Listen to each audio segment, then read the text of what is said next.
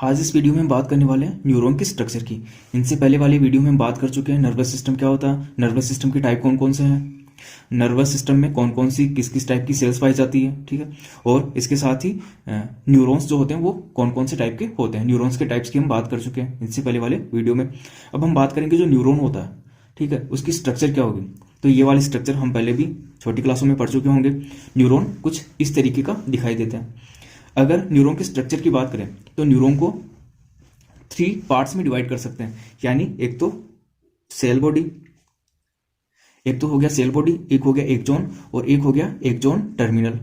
Neuron को 3 part में divide कर सकते हैं, सेल बॉडी, एक्सॉन और टर्मिनल। अब हम यहाँ पे देखेंगे सेल बॉडी क्या होती है। ये यहाँ की जो स्ट्रक्चर दिखाई दे रही है यहाँ से यहाँ तक, ये क्या हुई सेल बॉडी। यहाँ से यहाँ तक जो स्ट्रक्चर दिखाई दे रही है वो हो गया एक्सॉन और ये हो गया टर्मिनल का पार्ट, यानी सिरे का पार्ट लास्ट वाला, ये हो गया एक्सॉन टर्मिनल। अब सबसे पहले हम बात करेंगे सेल बॉडी की, यानी ये वाला जो पार्ट है यहाँ से यहाँ तक। अब जो डेंड्राइट्स या डेंड्रोन प्रेजेंट होते हैं वो कहाँ पे प्रेजेंट होंगे, सेल बॉडी के अंदर ही, ये हो गए डेंड्राइट। तो सबसे पहले हम बात करेंगे यहाँ पे, ठीक है, ये जो सेल बॉडी है। तो पहले तो हम देखते हैं जो सेल बॉडी होगी उसको हम साइटोन भी बोल सकते हैं, सेल बॉडी को साइटोन या सेल बॉडी हम बात कर चुके हैं, या सोमा या पेरिकेरियोन, ठीक है। तो कोई सा भी नाम आए ये क्या है, सभी यहाँ पे इस वाली स्ट्रक्चर के या सेल बॉडी के नाम है। साइटोन, सेल बॉडी, सोमा या पेरिकेरियोन, ठीक है, ये सारा ये वाला पार्ट है, ठीक है।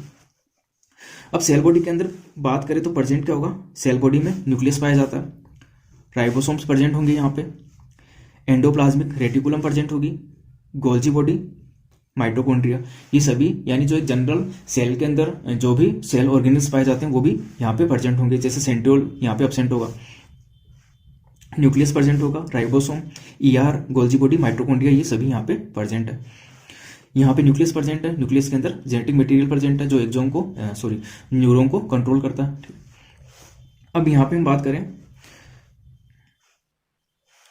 कुछ ये आपको स्पेसिफिक या रेड कलर की स्ट्रक्चर दिखाई दे रही है, ठीक है। ये जो स्ट्रक्चर दिखाई दे रही है वो प्रेजेंट होगी सेल बॉडी के अंदर, निजल्स ग्रेन्यूल।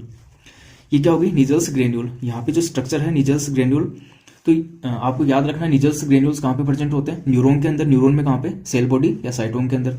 अब निजल्स ग्रेन्यूल्स होते क्या है, तो आपको याद रखना है राइबोसोम प्लस ईआर से बने होते हैं, यानी ईआर पे राइबोसोम अटैच होते हैं। यहाँ आप इसको आरईआर भी बोल सकते हैं, रफ एंडोप्लाज्मिक रेटिकुलम, यानी ईआर पे राइबोसोम अटैच रहते हैं। और हमें मालूम है जो आरईआर होती है वो प्रोटीन सिंथेसिस में काम आती है, ठीक है। तो इसका मतलब निजल्स ग्रेन्यूल भी क्या करेंगे, प्रोटीन सिंथेसिस का काम करेंगे। तो निजल्स ग्रेन्यूल क्या है, मॉडिफिकेशन ऑफ आरईआर, यानी आरईआर के मॉडिफाइड फॉर्म है, ठीक है। क्या काम करेंगे, प्रोटीन सिंथेसिस का काम करेंगे, यानी प्रोटीन बनाने का न्यूरॉन्स के अंदर काम करेंगे। तो निजल्स ग्रेन्यूल्स कहाँ पे प्रेजेंट होंगे, सेल बॉडी के अंदर। साथ ही यहाँ पे डेंड्राइट्स तक भी ये प्रेजेंट रहते हैं। अब यहाँ पे जो आप स्ट्रक्चर दिखाई दे रही है बाहर निकली हुई, ये क्या हो गए, इनको बोलेंगे डेंड्राइट या डेंड्रोन, ठीक है। तो मल्टीपल डेंड्रोन है, तो ये किसका पार्ट हो गया, हमने टाइप्स की बात की थी मल्टीपोलर न्यूरॉन्स का। तो यहाँ पे ये सारे क्या डेंड्राइट्स प्रेजेंट है, ठीक है। डेंड्राइट्स का काम क्या है, क्या करती है ये रिसीव करते हैं signal from the other sales, ठीक है। डेंड्राइट क्या करेंगे, दूसरी सेल से सिग्नल को रिसीव करने का काम करेंगे, यानी बॉडी के अदर पार्ट से जहां पे भी कोई सिग्नल जनरेट हो रहा है वहां से सिग्नल को रिसीव करेंगे और आगे ट्रांसफर करेंगे। तो यहीं से सिग्नल रिसीव किया जाएगा। अब यहाँ पे हम बात करें, ये तो हो गया सेल बॉडी, साइटोन, पेरिकेरियोन, सोमा, ये वाला पार्ट, ठीक है।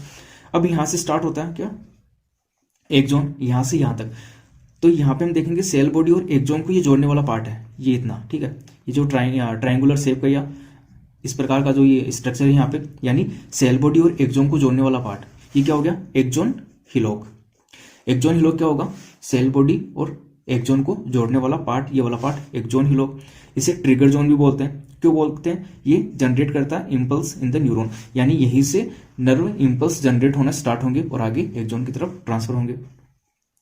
अब यहाँ पे हम एक्सॉन की बात करें तो एक्सॉन आखिर होता क्या, तो एक लॉन्ग स्ट्रक्चर है एक्सॉन जो नर्व इम्पल्स को ट्रांसफर करने का काम करती है, ठीक है। जो नर्व इम्पल्स यहाँ से स्टार्ट होंगे और लास्ट में एक्सॉन टर्मिनल तक सेंड किए जाएंगे एक्सॉन के थ्रू। अब यहाँ पे जो स्ट्रक्चर दिखाई दे रही है वो क्या है, एक्सॉन के ऊपर ये जो स्ट्रक्चर है ये क्या है, माइलिन शीट, ठीक है। तो यहाँ पे हम बात करेंगे माइलिन सीट, यानी जो ये स्ट्रक्चर है वो होगी माइलिन सीट। माइलिन सीट को बनाएगा कौन? Schwann cell. तो ये जो सेल्स है यहाँ पे माइलिन सीट के ऊपर, ये क्या होगी? Schwann cell. हमने इससे पहले नर्व सेल्स वाले टॉपिक में बात की थी, जो पेरीफेरल पीएनएस है, पेरीफेरल नर्वस सिस्टम, वहाँ पे जो न्यूरॉन्स होंगे वहाँ पे माइलिन सीट को बनाने का काम करता है स्वान सेल। इसके साथ ही जो सेंट्रल नर्वस सिस्टम है वहाँ पे जो न्यूरॉन्स होंगे वहाँ पे माइलिन सीट बनाएगी ओलिगोडेंड्रोसाइट। ओलिगोडेंड्रोसाइट ये याद रखना। तो ये क्या है? बाहर स्वान सेल, ये क्या करती है? माइलिन सीट का फॉर्मेशन करती है। ये अंदर माइलिन सीट। अब यहाँ पे आपको देखना है ये बाहर की तरफ, माइलिन सीट के बाहर की तरफ ये जो स्ट्रक्चर है, ठीक है, यहाँ पे ये क्या हो गया? यहाँ पे न्यूरिलेमा, ये जो स्ट्रक्चर है यहाँ पे बाहर की तरफ, ठीक है, न्यूरिलेमा। ये क्या हो गया? साइटोप्लाज्म ऑफ स्वान सेल, यानी ये बाहर माइलिन सीट अंदर की तरफ है, बाहर की तरफ स्वान सेल है। माइलिन सीट अंदर की तरफ, बाहर ये जो दिखाई दे रहा है, और बाहर की तरफ स्वान सेल। ये स्वान सेल का न्यूक्लियस है, रेड कलर का स्वान सेल का न्यूक्लियस है। तो ये जो बाहर की तरफ वाला पार्ट है ये क्या आ गया? साइटोप्लाज्म ऑफ स्वान सेल, और साथ ही मेम्ब्रेन ऑफ स्वान सेल और साइटोप्लाज्म ऑफ स्वान सेल, ये कहलाएगा न्यूरिलेमा। ठीक है, अब हम बात करेंगे कि किस प्रकार से साइटोप्लाज्म बाहर की तरफ होता है, अंदर की तरफ माइलिन सीट प्रेजेंट होगी। ये आगे बात करेंगे कि माइलिन सीट किस प्रकार से बनती है। अब यहाँ पे आपको दिखाई दे रहा है ये एक्सोन का अंदर वाला जो पार्ट है यहाँ का, या इसके अंदर जो साइटोप्लाज्म होगा वो कहलाता है एक्सोप्लाज्म। तो एक्सोन का साइटोप्लाज्म को हम बोल सकते हैं एक्सोप्लाज्म। एक्सोन का साइटोप्लाज्म एक्सोप्लाज्म। इसके साथ ही एक्सोन की जो मेम्ब्रेन है बाहर की तरफ वो होगी एक्सोलेमा। ठीक है, cell membrane of axon, axolemma. ठीक है, अब यहाँ पे आप देख सकते हो माइलिन सीट यहाँ पर है, यहाँ पर है, यहाँ पर है। ठीक है, यानी कुछ गैप दे करके माइलिन सीट प्रेजेंट है।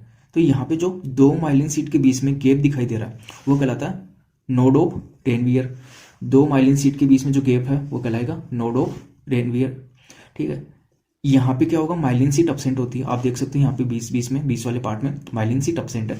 जहाँ पे अपसेंट है वही कहलाएगा node of Ranvier. Node of Ranvier की वजह से ही एक्सोन के अंदर नर्व इंपल्स फास्ट ट्रांसफर होते हैं। ठीक है, यानी जिन एक्सोन में नोड ऑफ रेनवियर एब्सेंट होते हैं, यानी पूरे एक्सोन पे माइलिन सीट प्रेजेंट होती है, वहाँ पे नर्व इंपल्स का जो ट्रांसमिशन होता है वो भी स्लो होता है। तो जहाँ पे नोड ऑफ रेनवियर प्रेजेंट होते हैं उन एक्सोन में नर्व इंपल्स फास्टली ट्रांसफर होते हैं। ठीक है, अब यहाँ पे ये जो लाइनें दिखाई दे रही है, ठीक है, कुछ लाइनें बना रखी है, ये कहलाती है माइक्रोट्यूबुल्स।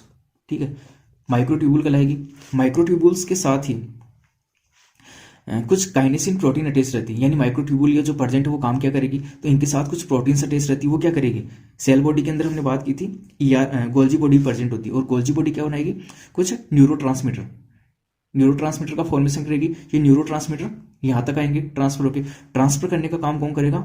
माइक्रोट्यूबुल्स के साथ अटैच काइनेसिन प्रोटीन। ठीक है, तो इतना याद रखना, माइक्रोट्यूबुल्स क्या करती है? यहाँ पे बनने वाले सेल बॉडी के अंदर न्यूरोट्रांसमीटर्स को ट्रांसफर करती है एक्सोन टर्मिनल तक। तो ये तो हो गया एक्सोन वाला पार्ट। अब थर्ड वाला पार्ट आता है एक्सोन टर्मिनल। ठीक है, एक्सोन टर्मिनल यहाँ पे क्या होगा? सबसे लास्ट वाला पार्ट कहलाता है एक्सोन टर्मिनल। एक्सोन टर्मिनल को टीलोडेंड्रियन भी बोलते हैं। एक्सोन टर्मिनल को टीलोडेंड्रियन भी बोलते हैं, याद रखना, टीलोडेंड्रियन एक्सोन टर्मिनल। अब एक्सोन टर्मिनल के किनारों पे ये जो स्ट्रक्चर दिखाई दे रही है वो कहलाती है सिनेप्टिक नोब। ये जो वेसाइकल्स फूली हुई संरचना आपको स्ट्रक्चर दिखाई दे रही है वो कहलाएगी सिनेप्टिक नोब। ये क्या हो गया? Synaptic knob. अब सिनेप्टिक नोब के अंदर ये कुछ डॉट डॉट दिखाई दे रहा है, ये तो हो गया सिनेप्टिक नोब, और यहाँ पे ये कुछ डॉट डॉट से दिखाई दे रहे हैं, ये क्या है? वेसाइकल्स। ठीक है, वेसाइकल्स है, इनके अंदर कुछ केमिकल मॉलिक्यूल्स भरे होते हैं, वो कहलाते हैं न्यूरोट्रांसमीटर। तो ये क्या हो गई? Synaptic vesicle. Synaptic vesicle, vesicle के अंदर क्या प्रेजेंट होंगे? न्यूरोट्रांसमीटर। ये न्यूरोट्रांसमीटर ही क्या करते हैं? नर्व इंपल्स या आगे नर्व इंपल्स जनरेट करने के काम आते हैं, नर्व सेल्स को, न्यूरॉन्स को एक्साइट करने के काम आते हैं।